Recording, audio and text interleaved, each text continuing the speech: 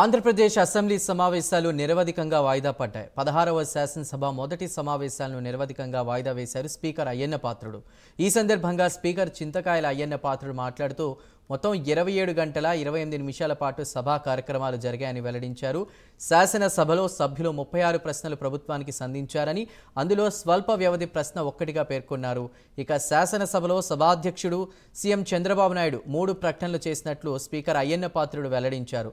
ప్రవేశపెట్టిన బిల్లులు 2 కాగా ఆమోదం పొందిన బిల్లులు కూడా 2గా వివరణ ఇచ్చారు. మొత్తం శాసనసభలో 68 మంది సభ్యులు ప్రసంగించారని వెల్లడించారు.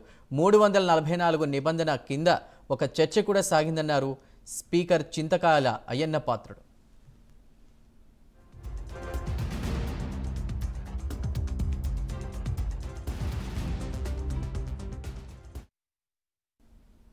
ఈ నెల 22 నుంచి ప్రారంభమైన సమావేశాలు స్పీకర్ అయ్యన్న పాత్రుడు అధ్యక్షతన 5 రోజుల పాటు కొనసాగాయి. తొలి రోజు గవర్నర్ ప్రసంగంతో సమావేశాలు ప్రారంభం కాగా CM Chandrababu Naidu, deputy CM Pawan Kalyan, మంత్రులు, ఎమ్మెల్యేలు సమావేశాల్లో పాల్గొన్నారు.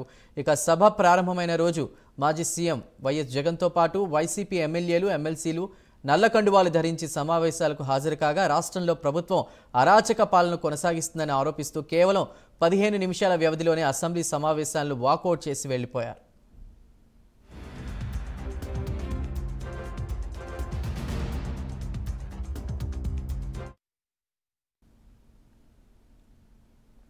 గవర్నర్ ప్రసంగంతో ప్రారంభమైన ఏపీ అసెంబ్లీ సమావేశాలు 5 రోజుల పాటు కొనసాగాయి. తొలి రోజు ఉభయ సభలను ఉద్దేశించి గవర్నర్ ప్రసంగించారు. రెండో రోజు గవర్నర్ ప్రసంగానికి ధన్యవాద తీర్మానంపై చర్చించారు.